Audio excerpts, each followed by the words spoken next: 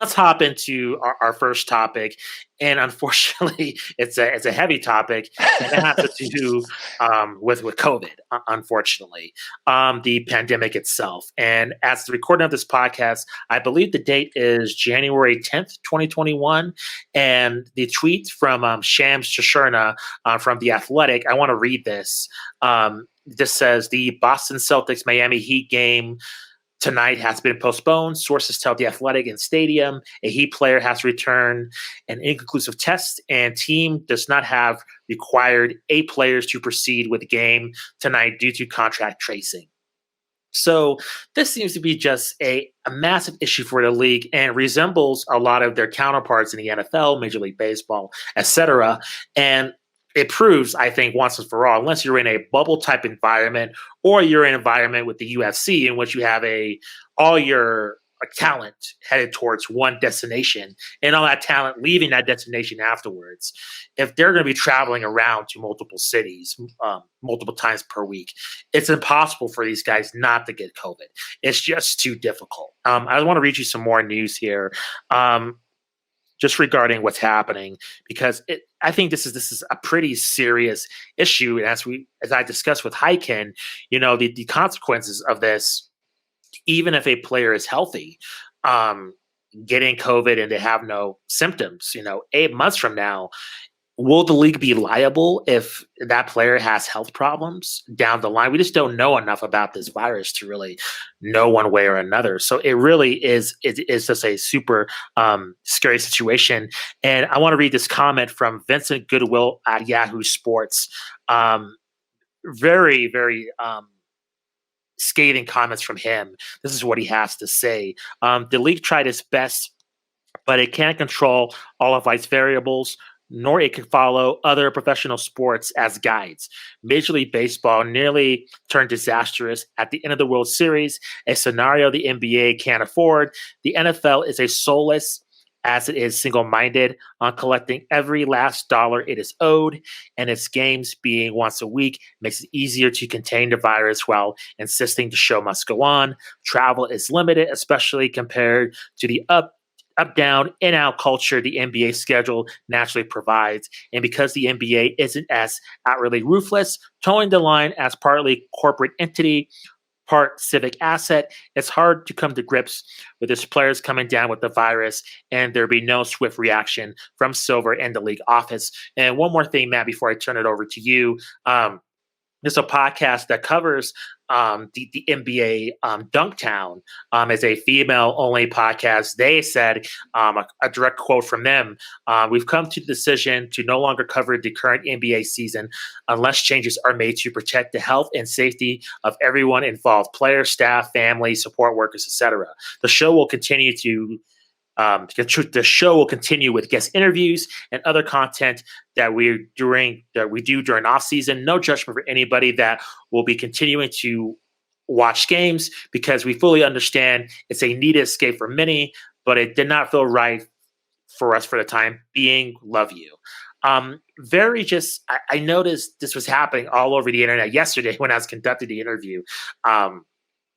It just seems like a very sharp reaction. And I guess I want to ask you first, just in terms of the general reaction from a lot of people.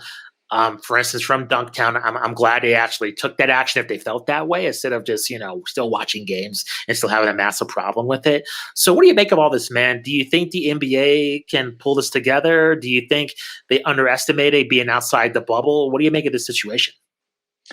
We saw similar trends in the NFL during their season. I couldn't tell you specifically which week of their season because it was so long ago. We saw a similar trend in the MLB. If you can recall, the Marlins, I believe, were the first team that had to stop playing games because of COVID and how it spread in their club room.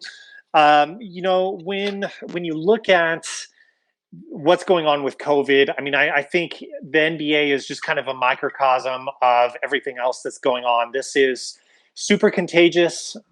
This is, I guess we're in the middle of, or maybe at the end of, hopefully, the second big wave of coronavirus. I mean, honestly, I don't know where we are in terms of the timeline of this particular wave. But I guess what I'm saying is I don't blame the NBA fully because it's also untenable to assume that we can have a bubble again. And that was made pretty clear early on. I do applaud their efforts in getting a season going and moving on.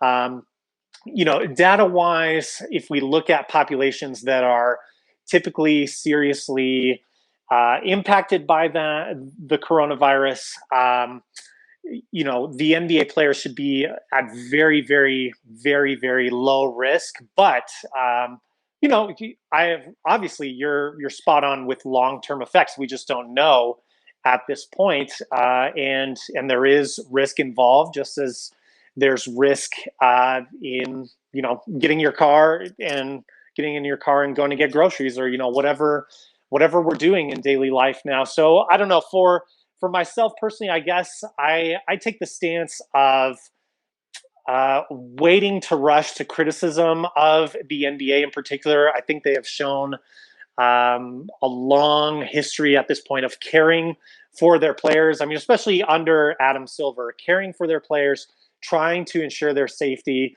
I don't think this is some situation where you have a situation like, for example, Thursday night football games with the NFL where, oh, we're really concerned. We want you guys to recover. But hey, let's play these games on Thursday night after you've done a game on Sunday. A situation like that. I wouldn't liken this to that. And I don't want to talk in circles specifically. I think everyone's going to feel differently about this. I'm certainly not trying to allude that coronavirus is nothing to worry about. I'm hopeful that in another 2 months or so, maybe all the players have the opportunity to be vaccinated, and maybe it's a non-issue moving into the playoffs. But I just can't really predict all that.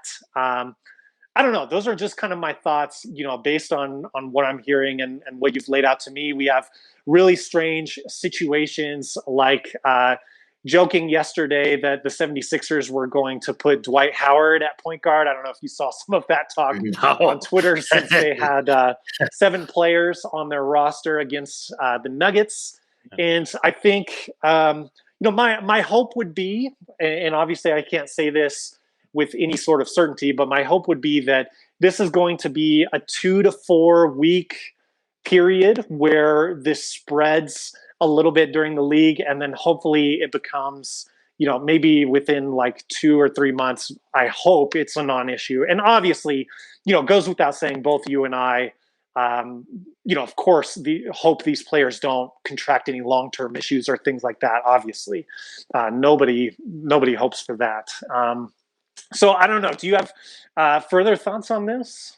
Do you think we could reach a point in time where it gets so prevalent throughout the league that we have to stop like entire weeks of play to get over this? I don't think so. Just the unpredictability of this virus in terms of, I've heard multiple stories of people coming in contact with somebody with COVID, and then that person that comes in contact, they don't get COVID.